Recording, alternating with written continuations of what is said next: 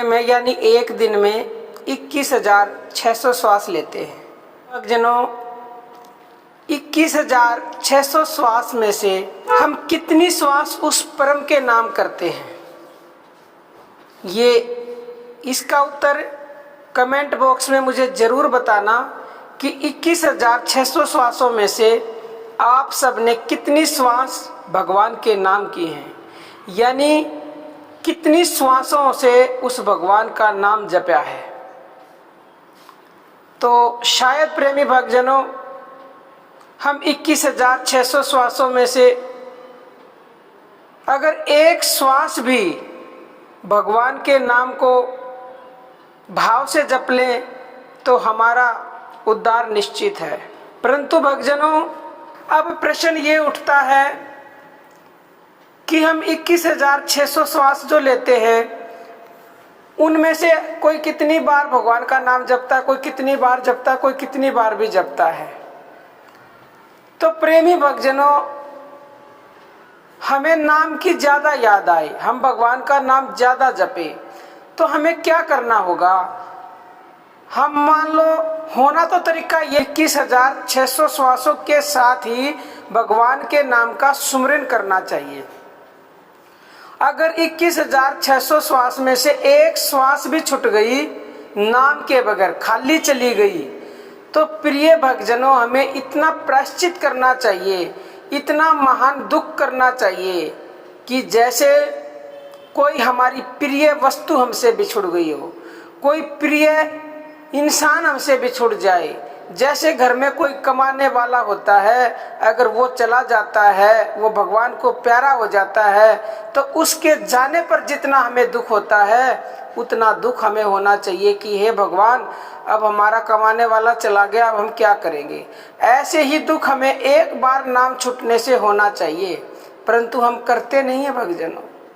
और जब हम ये प्रायश्चित करेंगे तो धीरे धीरे हमसे एक बार भी नाम नहीं छूटेगा, लेकिन हम करते ही नहीं। छूट गया तो छूट गया।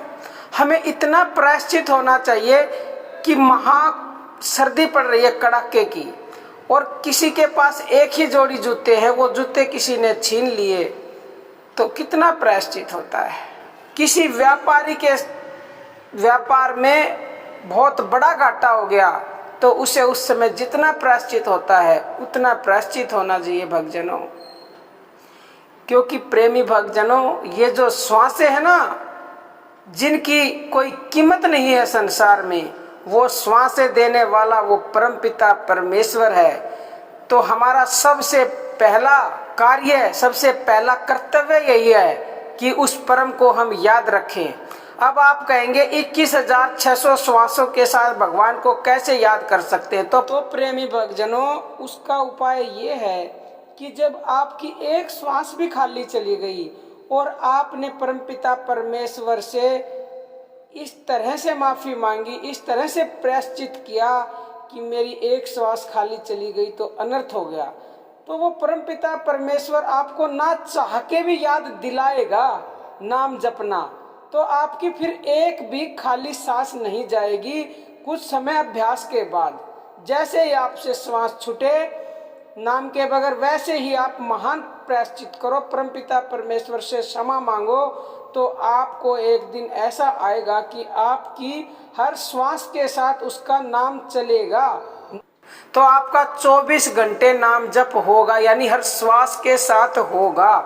और अगर कभी आप भूल गए वो तरीका अपनाने के बाद भी, तो हमें फिर बहुत ज़्यादा पश्चाताप करना चाहिए, भगवान से माफ़ी मांगनी चाहिए, हमें बहुत ज़्यादा दुख होना चाहिए। क्योंकि श्वास श्वास सुमरीन करो, व्यर्था श्वास ना खो, न जाने इस श्वास का आवन हो ना हो। प्रेमी भाई, नहीं पता मैं अभी आपसे बात कर रही हूँ, मेरी अगली ही श्वास आएगी या नहीं आएगी। तो जितना जल्दी हो सके उतना जल्दी उस परम से जुड़ जाओ, उस परम का नाम जपो।